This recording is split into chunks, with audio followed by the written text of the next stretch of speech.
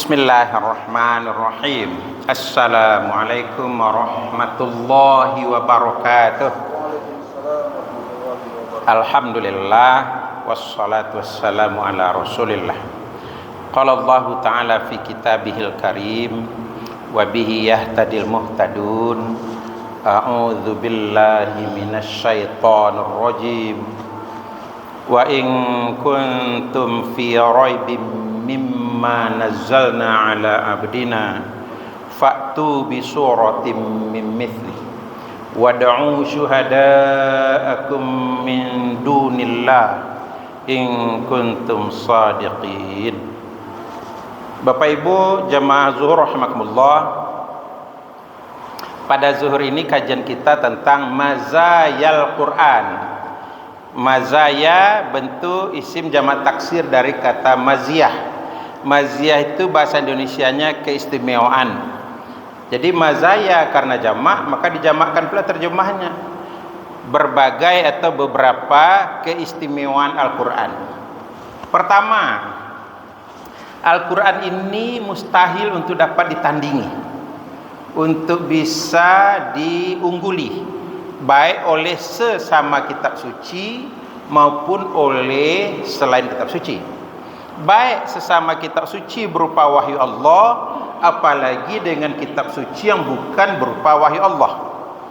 Bapak Ibu rahimakumullah, saking tidak mungkinnya atau mustahilnya Al-Quran ini untuk ditandingi, maka Allah memberikan tantangan. Wa in kuntum fi raibim mimma nazzalna ala abdina, kalau kalian merasa ragu terhadap kualitas dari Al-Quran yang kami turunkan kepada hamba kami Muhammad, fa'tu bi suratim min mithlih, silahkan kalian coba membuat barang satu surat saja min mithlih yang sama kualitasnya dengan Al-Quran. Ya, wad'u syuhada'akum min dunillah, silahkan kalian ajak semua pakar kalian selain Allah.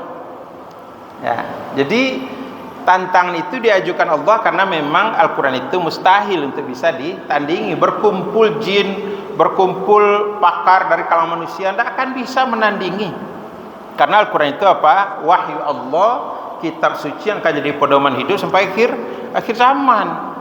Jadi tidak bisa ditandingi. Ada orang yang pernah mencoba menandingi? Ada. Kita ambil contoh Musailamah Al-Kadzdzab. Musailamah Al-Kadzdzab yang mempublish dirinya adalah seorang nabi setelah nabi kita tiada. Lalu ditagih orang, kalau memang anda seorang nabi, mana wahyu yang Allah turunkan kepada anda? Oh ada, ini wahyu. Lalu dia tandingi surat terpendek dalam Al-Quran. Kalau surat Al-Kautsar itu kan ujung-ujung ayatnya ar semua, dia buat ir. Inna a'tainakal jamahir fasalli li rabbika wa tahhir inna syani'aka huwal kafir. Nah, ini surat tandingan dari Musailamah Al-Kadzdzab terhadap surat Al-Kautsar. Tapi mari kita analisa surat karya dari Musailamah Al-Kadzdzab ini. Inna a'tainakal jamahir, sungguh kami telah memberikan kepadamu permata atau perhiasan yang sangat banyak. Fasalli li rabbika wa tahhir, maka salatlah semata-mata karena Tuhanmu, lalu bersucilah. Inna syani'aka huwal kafir, sesungguhnya siapa yang menentangmu dia jatuh kafir. Nah, di sini kita lihat ketika kepadanya ditanyakan, kalau memang anda diberi oleh Allah permata yang banyak, mana dia? Nah, dia tidak bisa menunjukkan. Pokoknya adalah di sebuah gua. Nah, itu aja jawabnya, tidak bisa dia tunjukkan bendanya itu. Satu. Yang kedua apa? Sholatlah karena Tuhanmu, lalu bersucilah. Masa sholat dulu lalu bersucilah? Semestinya kan bersuci dulu baru sholat. Mana bisa sesudah selesai sholat baru akan bersuci? Nah, itu buktinya Al-Quran itu mustahil untuk bisa ditandingi. Tidak mungkin, walaupun Musailamah Al-Kadzdzab itu orang Arab, tidak bisa dia menandingi. Nah, itu bukti itu. Jadi sejarah telah membuktikan Al-Quran mustahil bisa ditandingi. Satu. Yang kedua, Al-Quran itu mustahil bisa dipalsukan oleh siapapun. Kenapa? Karena Al-Quran itu dipelihara Allah semenjak mulai turun sampai hari kiamat. Allah katakan, inna nahnu nazzalna dzikra wa inna lahu lahafizun. Sungguh kamilah yang telah menurunkan Al-Quran dan kami benar-benar memeliharanya. Pakai benar-benar. Jadi oleh karena Allah sendiri yang memelihara, tidak pernah bisa orang memalsukan. Bagaimana cara Allah memelihara originalitas Al-Quran itu? Satu, menjadikan Al-Quran ini mudah untuk dihafal. Bayangkan itu anak usia 7 tahun hafal Al-Quran 30 juz. Tidak masuk akal sehat tapi fakta. Nah, apa itu? Itu mukjizat Al-Quran. Bisa dihafal oleh anak usia 7 tahun tidak mengerti bahasa Arab, bisa hafal Al-Quran 30 juz. Nah, jadi Allah cara memelihara Al-Quran itu antara lain apa? Dengan menjadikan Al-Quran itu mudah untuk dihafal, termasuk oleh orang yang tidak mengerti bahasa Arab, orang yang tidak melihat matanya, cacat netra, hafal Al-Quran 30 juz. Nah, jadi oleh karenanya lah Al-Quran ini mustahil bisa untuk dipalsukan, karena Al-Quran bukan hanya berada di dalam mushaf saja. Al-Quran juga berada di dalam kepala manusia. Bahkan menurut cucu dari Profesor Dr. Snohogronya, penasihat pemerintah Hindia Belanda dulu, kakeknya itu, Snohogronya itu hafal Al-Quran, padahal dia beragama Kristen. Dan tidak hanya dia, banyak, ada Herbert Spencer, ada Noldek, orang Belanda, kafir, hafal Al-Quran. Jadi Al-Quran itu dibuat Allah mudah untuk menghafalnya. Bahkan selalu diadakan lomba tahfizul Quran, lomba hafalan Al-Quran. Jadi oleh karenanya mustahil Al-Quran itu bisa dihapus, bisa dihilangkan. Ya, dia lestari sampai kiamat seperti apa adanya waktu diturunkan. Bahkan ketika turun itu, Al-Quran kan tidak dalam bentuk mushaf. Al-Quran baru dalam bentuk mushaf ini setelah di era Khalifah Utsman bin Affan. Di zaman Nabi sembarang tulis saja, di kulit onta lah, di tulang-tulang lah, di batu lah, di mana yang bisa ditulis saja. Tapi ketika disatukan, ternyata persis sama seperti apa yang ada dalam hafalan setiap sahabat yang menghafalnya. Nah, itu cara Allah memelihara Al-Quran itu.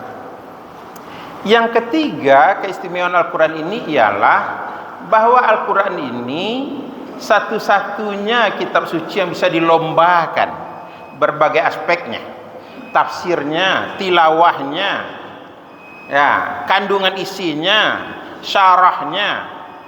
Tafsir sekarang lombanya sudah 3 itu, tafsir bahasa Indonesia, tafsir bahasa Arab, tafsir bahasa Inggris.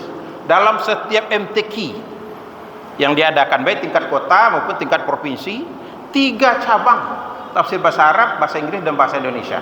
Itu menandakan apa? Bahwa betul-betul Allah itu memelihara Al-Quran juga dengan cara membuatnya bisa dilombakan. Nah, tidak ada kitab suci lain di muka bumi yang dilombakan. Musabaqah Injil tidak ada, musabaqah Taurat, musabaqah Zenda Avesta, musabaqah Tripitaka, tidak ada. Yang ada cuma musabaqah tilawatil Quran.